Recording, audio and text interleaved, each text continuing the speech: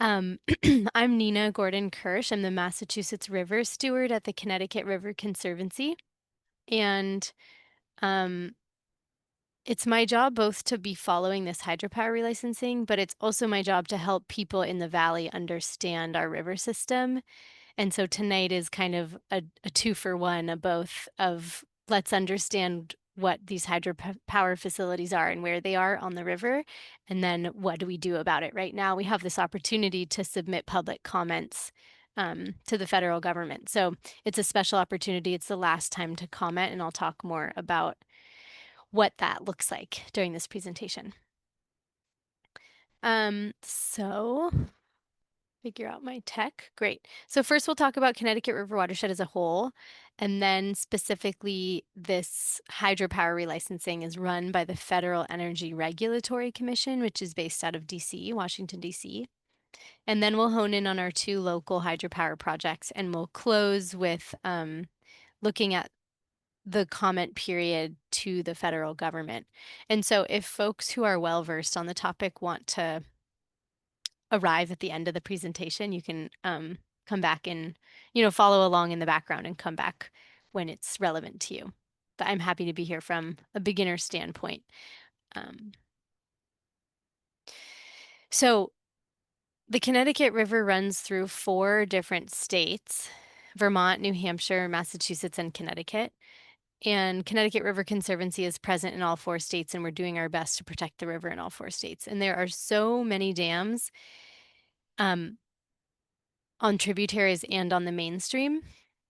And every single dam that's used for hydropower purposes has to get a license from the Federal Energy Regulatory Commission.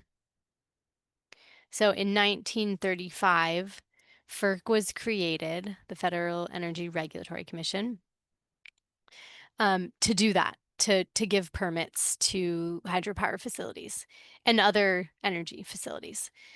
And in 1986, the Equal Consideration Clause was added to the Federal Power Act, which requires FERC to give equal consideration to power and development, energy conservation, protection of fish and wildlife and their habitat, recreational opportunities, preservation of other aspects of environmental quality, and water quality and historic preservation.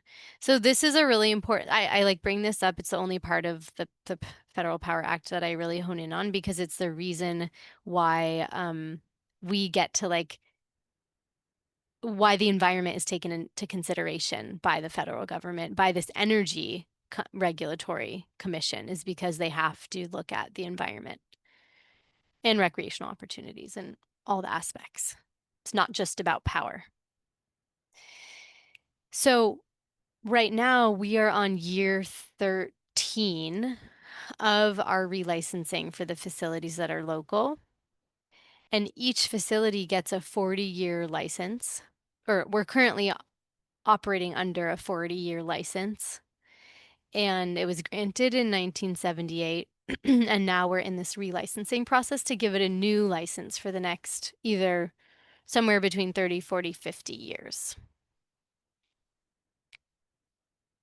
And the 2 facilities that are here in Western Mass are in Franklin County, the Northfield Mountain Pump Storage Facility, and Turner's Falls Dam. So here at number 2 on this map, it shows Turner's Falls Dam, which creates an impoundment. It creates water that is trapped behind the dam that can no longer go into the riverway. And if you've ever been to Barton Cove or above the dam itself at Unity Park, you can see like a big lake where there used to just be a river. And then off river at number 1 is the Northfield Mountain Pump Storage Facility. And I'll explain how both of these function. But Northfield Mountain Pump Storage Facility takes river water out of the river and puts it up in this reservoir in order to produce hydropower. And something to note is that First Light Power Company is the company who runs both of these facilities, and they are a for-profit company. Their net revenue is not a public number because they're a private entity, but they make hundreds of millions of dollars hundreds of millions of dollars. So it's a lot. And also, I forgot to say, if you have any questions, feel free to raise your hand or put it in the chat, and I'm happy to answer questions. So first, we're going to look at Turner's Falls Dam. You can see this picture. Can you guys see my mouse when I'm moving it around? Okay, great. So right here is the dam. It's kind of blocked by this bridge, but part of the dam is here, and then part of the dam is off screen to the left.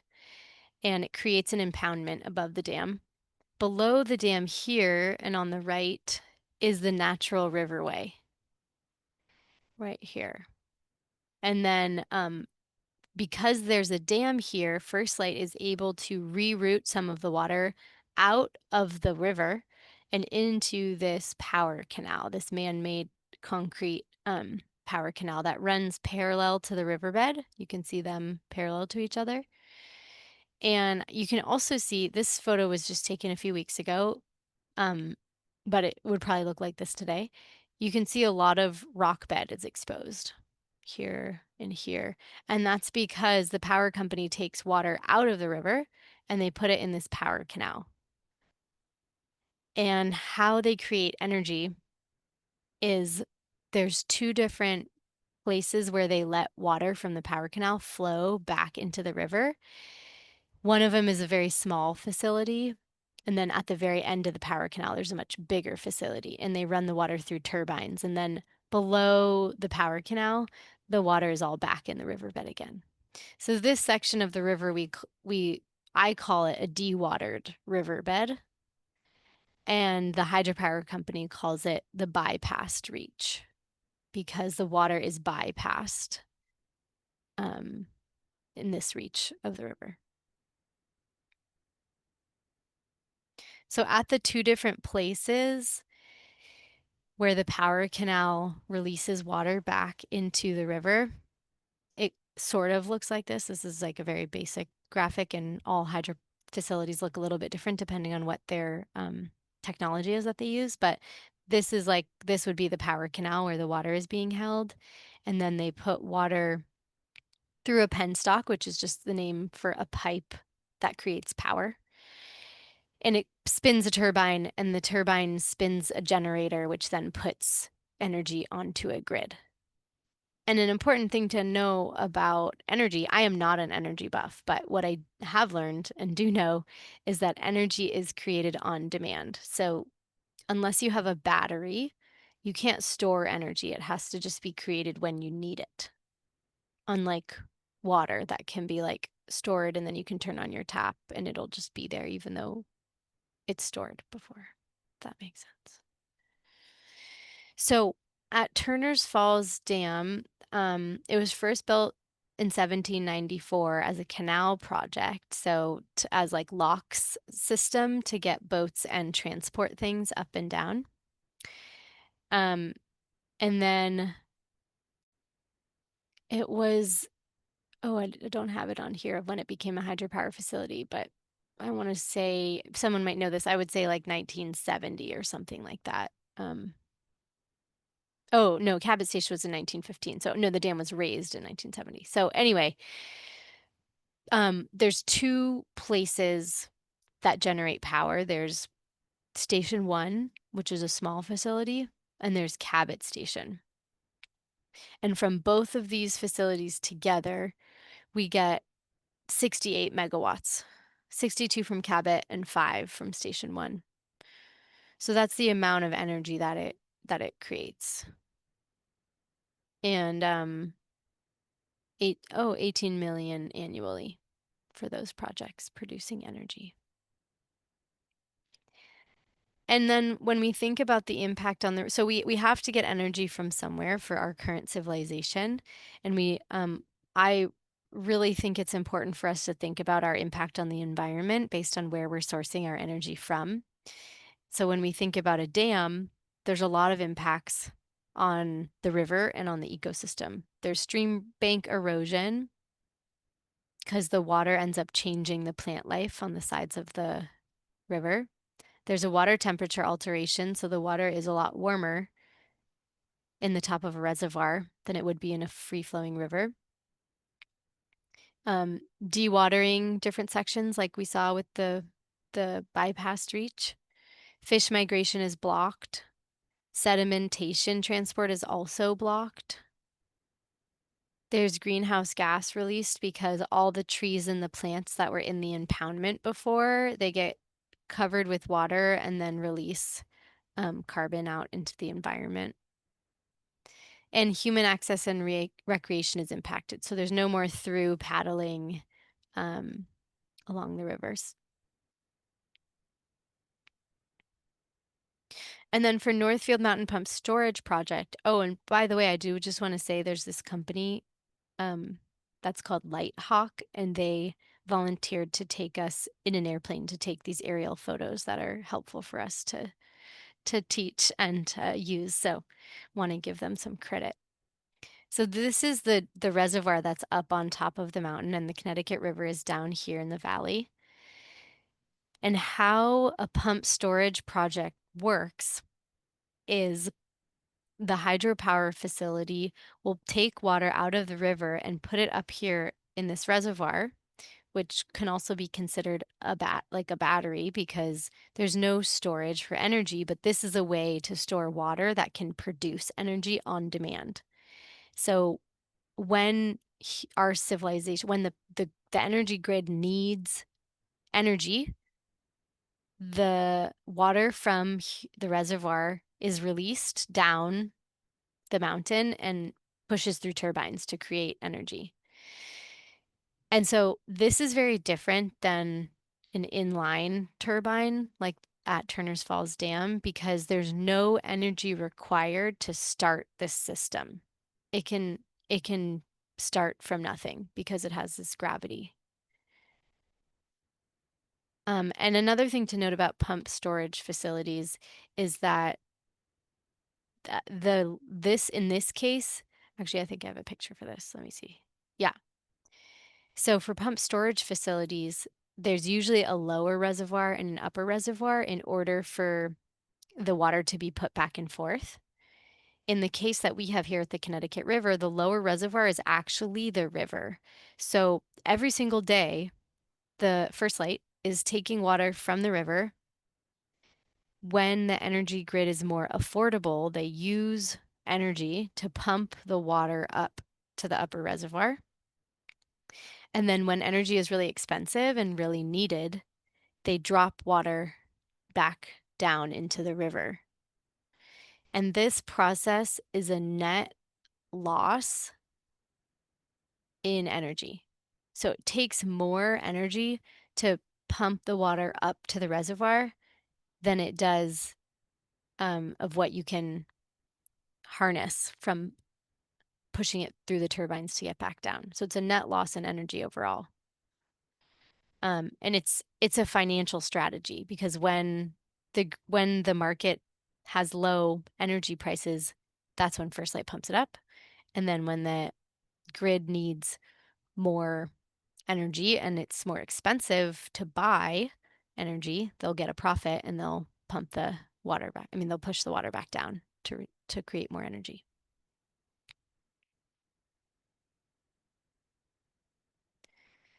So Northfield Mountain was built in 1972 and it's New England's largest energy storage facility. It has 4 generating units and it produces $120 million annually. And I think that that's net revenue. That's not revenue. So that's money. That's like its profit, not its costs. I mean, sorry, it incorporates the cost. So this is the profit, not the overall revenue.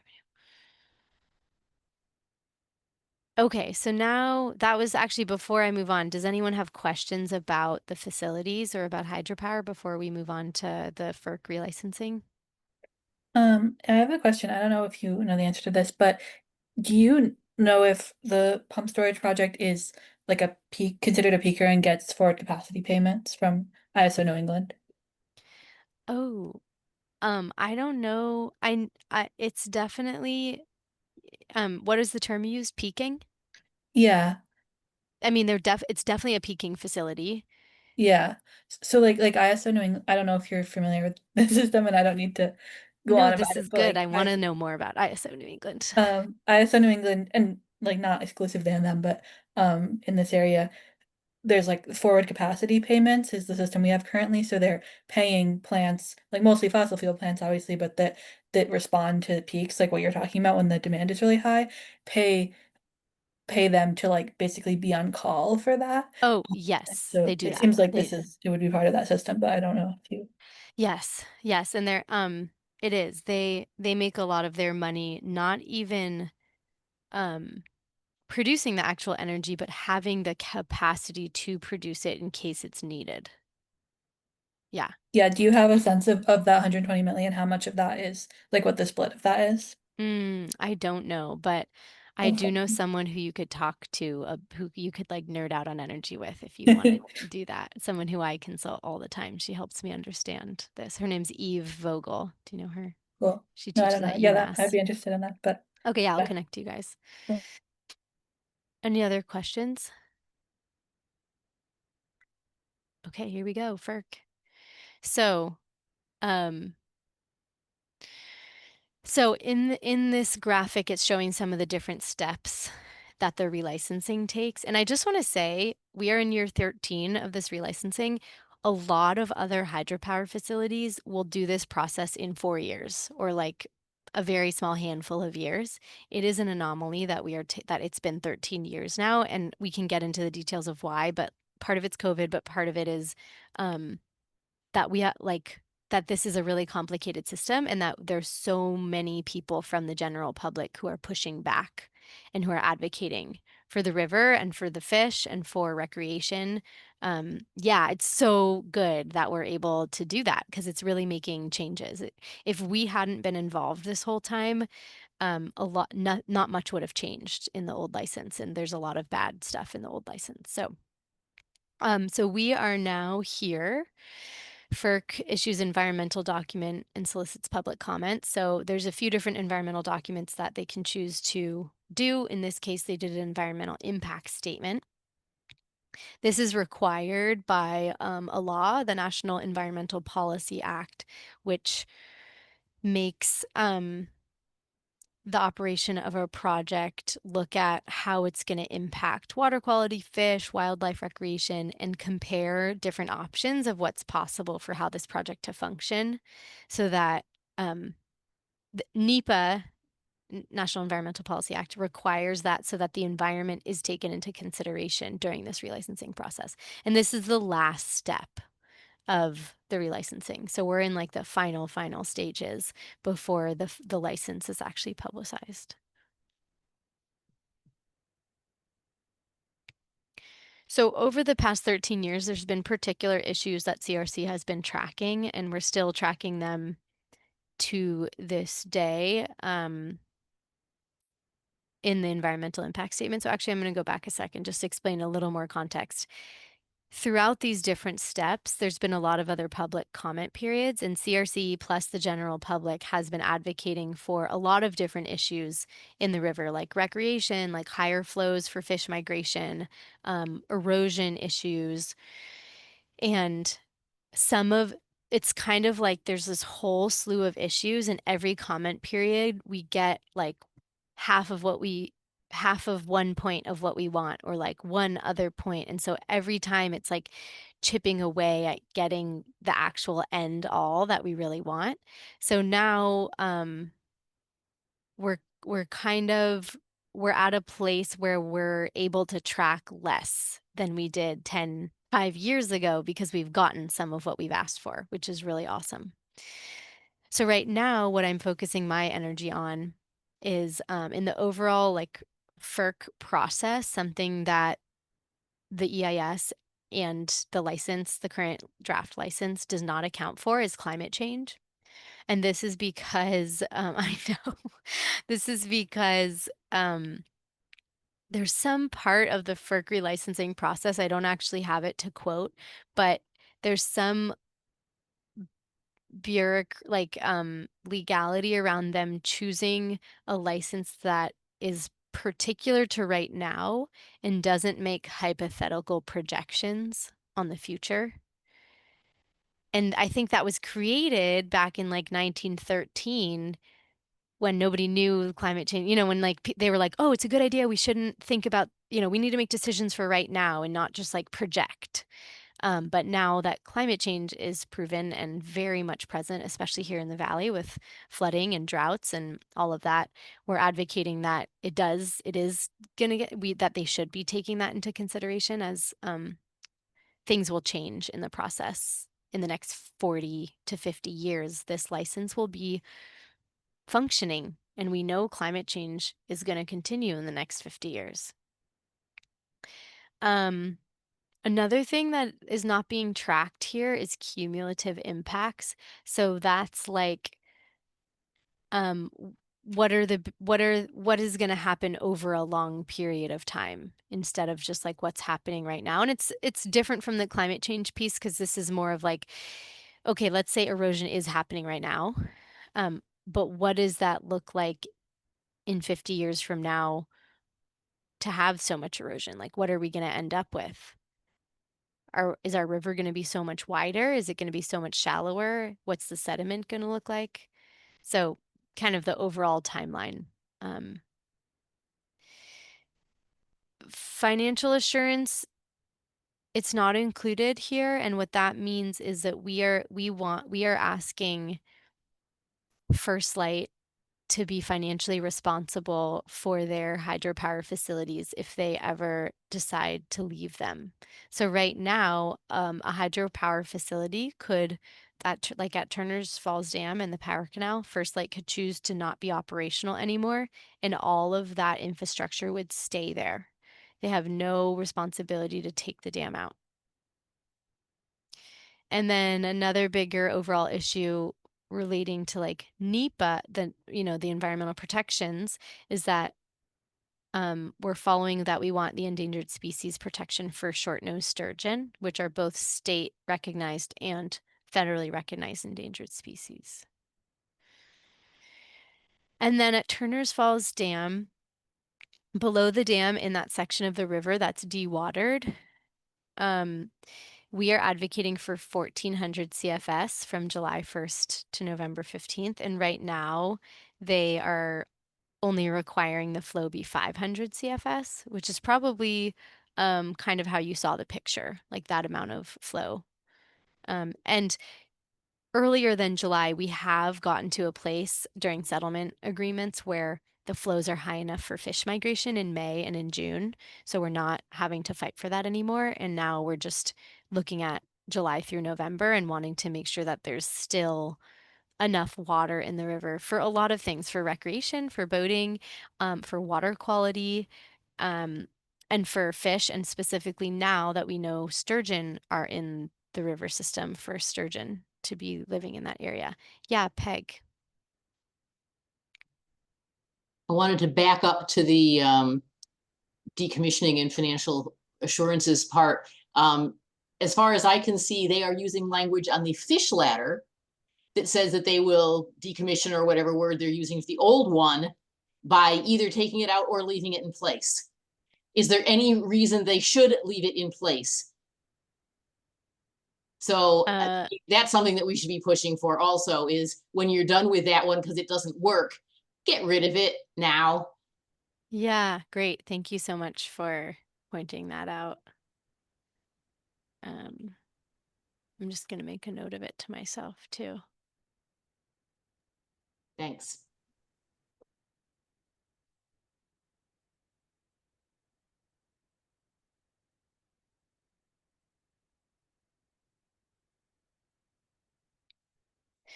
Okay, and then another issue is that at Turner's Falls Dam, we did get them to put in a fish lift, which is like a fish elevator to help our amazing migratory fish get over the Turner's Falls Dam. And fish lifts are way more effective than fish ladders, which is currently there's a fish ladder. And they're saying that it'll take them 7 years from when the new license is in place to install the fish lift. and we've had expert fish like engineers tell us that that is too long and there's no reason for it to be that long, and so we're arguing for them to install them in 5 years. And then at Northfield Mountain, a really, really big issue are the river height fluctuations because of the water getting taken out of the river and put back in, and out of the river and put back in. And first of all, I will say that a local resident just sent me a video of, and people know this, but I got to see like an actual video of the water flowing in the wrong direction. The water was flowing upstream because the angle of the water and the immensity of the water that's put through the turbine to come back into the river was angled at a way that pushed the river water in the opposite direction. So that also causes huge problems for the aquatic life and for the general river system, that the river is flowing backwards. But that was an aside. I just thought of that video right now. So river height fluctuations cause erosion because when there's a stationary river height, as a normal river would have, all the plants on the sides of the riverbank live in relationship to that river height. So trees and ground cover and underneath canopy plants have their roots in the soil. When the water level drops, it takes away the ecological system that all of those plants are used to, and their roots fail and or the ground crumbles. And so you'll see a lot of logs falling into the river and landslides. We have documentation of years and years of landslides happening on the sides. And some erosion is natural in any river system, but the immensity that is happening above Turner's Falls Dam is it's it's so bad. I'm sure Peggy, who lives in Northfield, knows about that. But yeah. Anything you want to share about that, Peggy, if that impacts you? Uh, Not really. It's just criminal. Yeah. I'll toss in another common sense bit about that it never occurred to me. I don't have data to back it up. Only when somebody told me this, it made somewhat sense. If the river is at a high level and starts to form ice along the edges, and then the river precipitously drops, the ice pulls some of the banks down with it. Yeah. Yeah. And another piece, I was talking to one of our like local indigenous partners, Joe from Nolan Beaker Project, and he was saying something he's afraid of is when the river freezes across in the winter, often he and his folks will go out on the river and be recreating or like hanging out on the river. And if the water level drops underneath the ice, they could fall through. The ice could crack. There's no more buoyancy, like the water's not holding the ice up anymore. So there's also danger with it as well. And so another piece we're looking at is the barrier net installation. So I didn't explain this before, but one of the things that we got in our settlement agreement so far in this process is to put up a barrier net, which prevents fish from being taken from the river up into the reservoir. And the barrier net is really only proven to protect larger species of fish, but not juveniles and not eggs.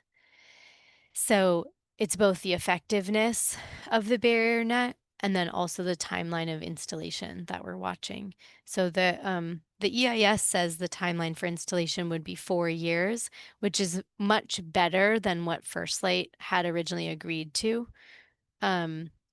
which was 7 years, I think. But our 9, right? Yeah, fish lift was 7, and then barrier net was 9, and then we are still arguing for 3 years for the barrier net to be installed because that's what our experts said, and there's no reason they already have this net. There's no reason why they can't just put it in on year 1, honestly. So these are some of the main like bigger picture issues. And then specifically in the draft EIS, this is not a comprehensive list, but some of the things I'll just highlight what I just said. The barrier net would go in after 4 years instead of, I guess that should be 9. And then it does require development of a sturgeon stranding management plan to help sturgeon not get stranded in the bypassed reach of section of the river. But it doesn't have like an overall intensive sturgeon protection plan, which is what we do want. Another thing it includes is it allows for 3 weeks of planned deviations from required river height. So we were just talking about how the river height can go up and down. And one of the things we've been arguing for in this process is for there to be a median river height and then a band of operational requirements. So they have to stay within a few feet of the median river height to help the river system equalize at a certain level. And this new EIS is allowing for 3 weeks of planned deviation. So for a 3-week time period, they can be out of their normal operating range, which is like unfathomably horrible in my mind. I don't know if any of you knew about the drawdown that happened this summer, but First Light had to fix Turner's Falls Dam. And in order to do that, they drew the river down below their normal operating range.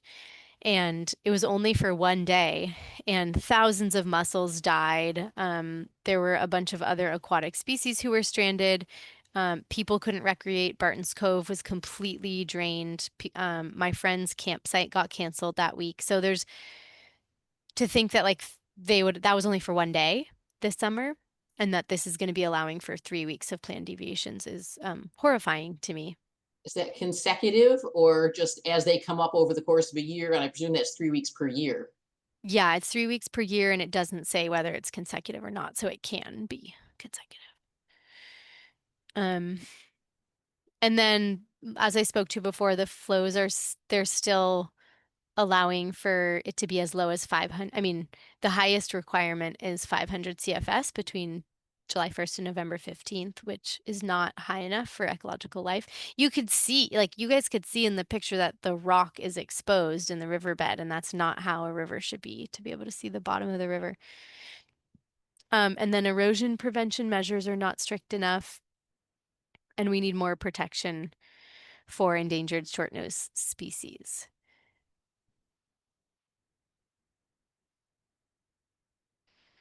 So,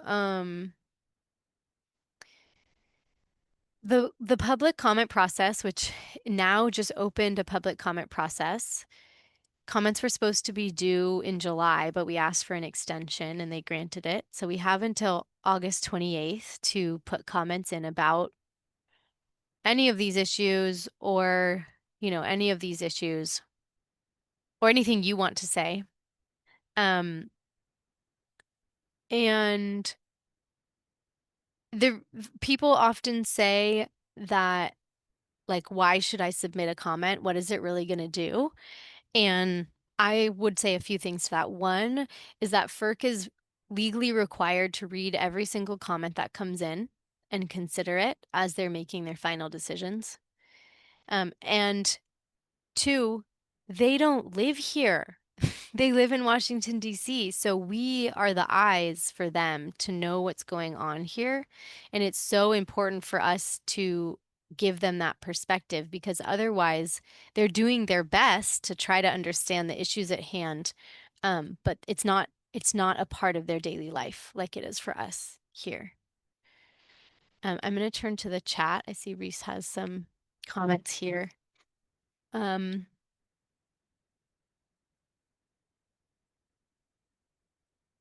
A better plan for decommissioning the structures. Yes, definitely. That's something that we are writing about. Concerns about river height within a few feet of designated height to prevent safety problems for people. And yes, that is right. Erosion prevention hasn't been adequately addressed. Yeah, so the erosion one is, they've been addressing erosion, and for a number of years, like probably since the 70s, there used to be something called an erosion stream bank managing committee or something like that, that sadly, when this relicensing started, the committee no longer started meeting and lost funding. But one thing is wanting to have some type of erosion monitoring committee be funded by First Light so that we can collect data about what's happening with erosion and be able to make informed decisions based on the data of like how much water are they taking out? What does that river fluctuation look like on this date, on this time, and how much erosion does that cause over time, to look at the issues. And FRCOG, the Franklin Regional Council of Governments, who's our neighbor here in Greenfield, they are working very specifically on how to address erosion prevention. And so I can send you, Reese, a little more information on exactly what is needed in the erosion aspect of things. But generally, yeah, I would say like the bigger picture is more monitoring, and having that river height from your other bullet point is also a really important form of preventing as exacerbated erosion. And then something about a barrier net. Yeah, this was not resolved. So the barrier net does block for adult shad.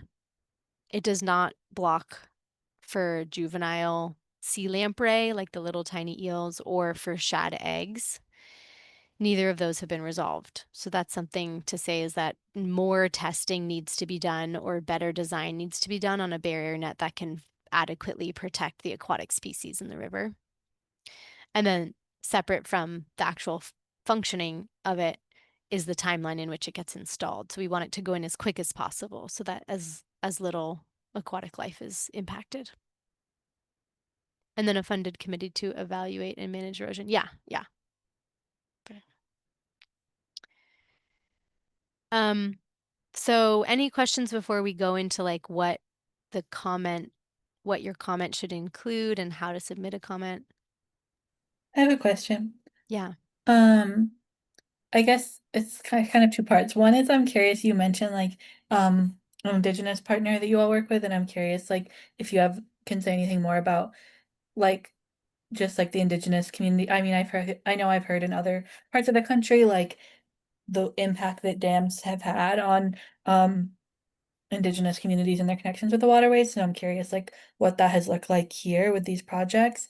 And then I guess if maybe connected and maybe not, like all of these are obviously about like trying to make whatever small changes we can. Like it seems like with the assumption that like this permit ultimately will be granted, and I'm curious if like aspirationally, like is there a feeling that it would be better if these projects weren't there at all and it's just like this is the best we can do, or is it more of a feeling of like ideally they would just exist with these changes that you all are talking about? Yeah. So to your first question, so Joe Gravelin is one of the folks who's like highly involved with Nolambika Project, which is a local Indigenous-led organization. And we work with him pretty intimately every single comment period to make sure we know what he's saying and that we can advocate for the same things that Nolambika Project is advocating for. And so I often will include in my comments a section that just reiterates whatever Nolambika Project is saying around importance of the river resources to his people and their culture. And one specific piece is the higher flows in the bypass reach are really important to him and his people, because on the other side of the river is a cultural heritage site, a historical heritage site. And right now, because the water level is so low, that holy site is accessible by people can just walk across the riverbed and deface it, or find it and do things that are not respectful. And so that's one of his concerns, is to fill the riverbed back up with water so that that site can stay protected for Indigenous use and ceremony, and to have historical context there. So that's one example. And then your second question about, so this license is going to get granted. There are people in this fight for the past 13 years who are really advocating strongly for no license. And CRC is in a position where obviously like we are advocating for the river. It is our mission to advocate for the river, and we understand the bigger context of how our system works and how our government works and human civilization of needing energy. And in an ideal world, what is best for the river is to have no dams. and no storage, pump storage. That would be the best for the river system. And that being said, we at CRC know that that's not really attainable at this point in time. And so we are advocating for how can we have this compromise of humans need this energy and the river needs the ecological system, and what are the places where First Light can spend money to help the river system be better while still using the river to make energy. And that's another piece of FERC in general and of why these licenses exist that I don't think I said earlier, which is that the reason why they need a license in the first place is because they are using the river, a public good, to make a profit. And so because they are using a public entity, the river, to make a profit, First Light has a responsibility to give back to the river and to the people who live along the river. Does that make sense?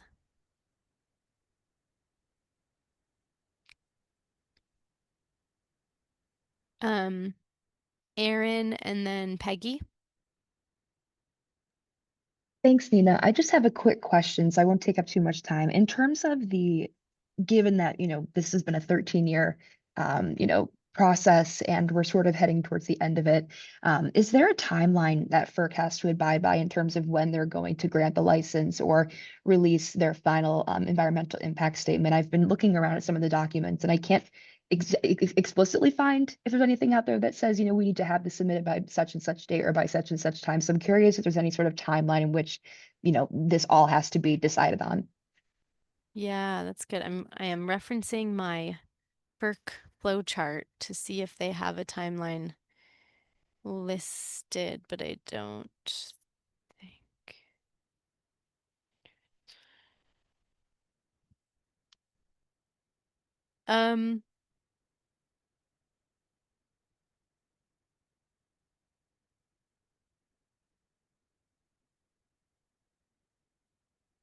So based on their technical process,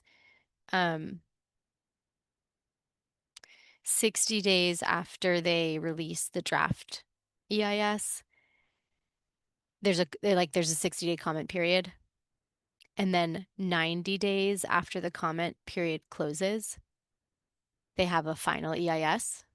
But in this scenario, we asked for an extension for the comment period.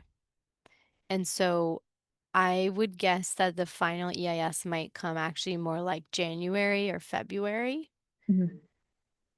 That's like a really ballpark answer. Sure. Yeah, no, that's I can't totally say fair. for sure. Yeah. No problem. Thank you. Peggy and then Sarah. I know that at one point you were really trying to lower the length of the certificate from 50. It started out at 50 years, as far as I know, which is absurd in this climate. So have we made any strides in that, or what are your goals now there? That's a great question. Yeah, I didn't bring that up before, and that is an issue of ours. And I think I'll have to check my latest draft, but I think we're still asking for 30 years because FERC says that a license will last anywhere between 30 and 50 years. And so we're on the side of why not it lasts for 30 years because things are going to be changing so much with climate change.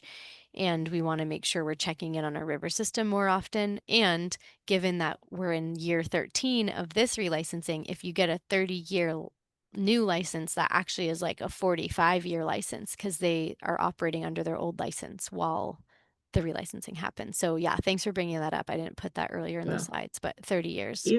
Even 30 is outrageous in this with the climate changing so fast. I wish it could be cut more, but do what we have to do. Yeah. Sarah? Thank you. To follow up on Aaron's question a little bit, how do the ongoing appeals of Mass DEP's water quality certificate impact when and if this final license might be issued? Would they if these appeals are still going on, would they be operating under the terms? And I think you understand. Yeah, But- so I didn't mention that for folks who are not following along in the process so intimately. CRC has decided to submit an appeal, which means that we are entering a litigation process, a legal process with the state of Massachusetts, the Department of Environmental Protection. And so we filed an appeal in May, and we just this summer entered a legal battle with Mass DEP, because because Mass DEP is not upholding our state water quality standards in the river. And so Sarah's question is, how is that going to impact at the federal level? What I have heard so far is that in order to publish a FERC license, the state level, the 401 water quality certificate has to be a part of the FERC license. So if there is not a finalized water quality certificate, there cannot be a finalized license. So that means our appeal process does interfere with the timeline for the new FERC license to be active. But we don't know how long the appeal will take. So, And you're not the only ones doing it. right. Yeah. So Yeah. thank you. So we're one of multiple organizations who has filed appeals, both here in Massachusetts, we're with American Rivers and also FERCOG. And then there's also 2 citizen groups that have filed an appeal. And then in Vermont and New Hampshire, there's a bunch of organizations who also are filing appeals, like CLF, CRC, American Rivers, American Whitewater, and a few other organizations as well. Okay, so just to wrap up in our last 5 minutes about the actual commenting process. So what to include in your comment, you introduce yourself and your relationship to the river. And this is what's called standing. So FERC wants to hear from people who interact with the river. If you interact with the river in any way possible, it gives you standing. If you don't interact with the river, they're not required to read your comments because the requirement is that they're reading from informed citizens who are actually engaging with the river. So that could look like you saying, you walk near the river, you bike near the river, you go kayaking, you can see the river from your house and you love it, or that it's a part of your monthly inner restoration of going there and sitting by the river, whatever it is that you let, or you drive over it every day, that creates what's called your standing. And then you state your objective, and they remember that they have hundreds of comments to read. So you want to be like very straight and to the point. They don't really like frilly. You don't need to make this an essay for college. It's like, just what do you want? Why are you arguing for that?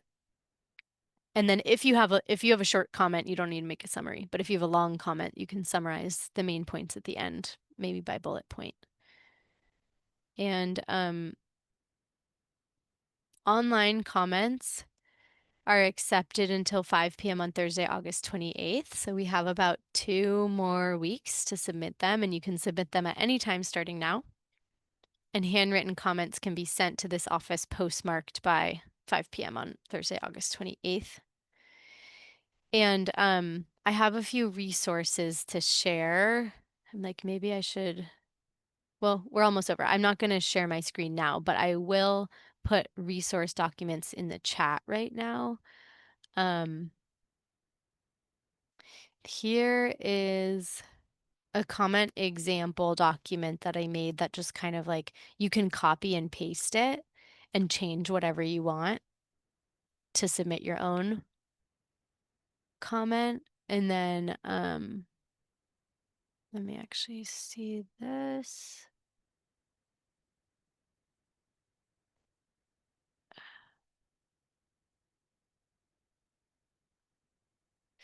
And then this is how to submit your comments if you want to save this. It's step by step. They don't make it super easy. And I am here for you if it's a matter of needing an accountability buddy or any help to do the step-by-step process of how to submit your comments. I'm here for you. If you have a comment that's less than 10,000 characters, you can submit it pretty easily. Online, there's a website. If you are submitting a comment that's longer than 10,000 characters, or if you're an organization like me, CRC, or if you want to give photos or videos, which are also very important for them to see, then you have to make a login on the FERC website and submit it through their portal. And so there's steps in the submission instructions for how to do that. So I know we're coming up in our last 2 minutes, and I just want to say thank you all so much for being here tonight. I'm so grateful to meet other folks and to spend time with people who care about this river system. I feel immensely grateful to have a job where I get to advocate for the river every day. And I swim in the river or in the tributaries probably 4 or 5 times a week in the summer. And I'm so grateful that we have this river system, and I'm doing all that I can to help it be well. And that means all of you. Also, the public comments are really important for FERC to hear. So thank you all for being here. And I'm an available resource as you write your comments. Feel free to email me if you have questions.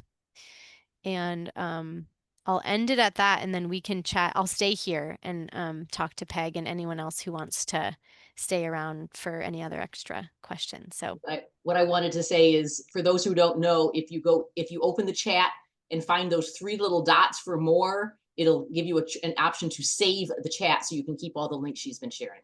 oh, nice. Thanks, Peg.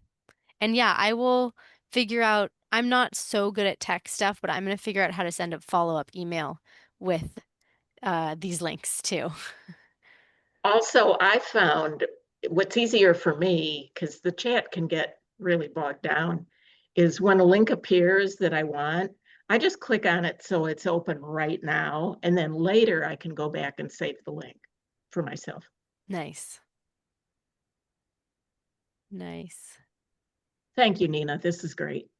Yeah, thanks so much for coming. Good to meet you again, Peggy. Good to see you, Peg. Thanks. You too. Thanks for doing this. Yeah. Thanks, Nina. Yeah, thanks for coming, Ella. Good to see you.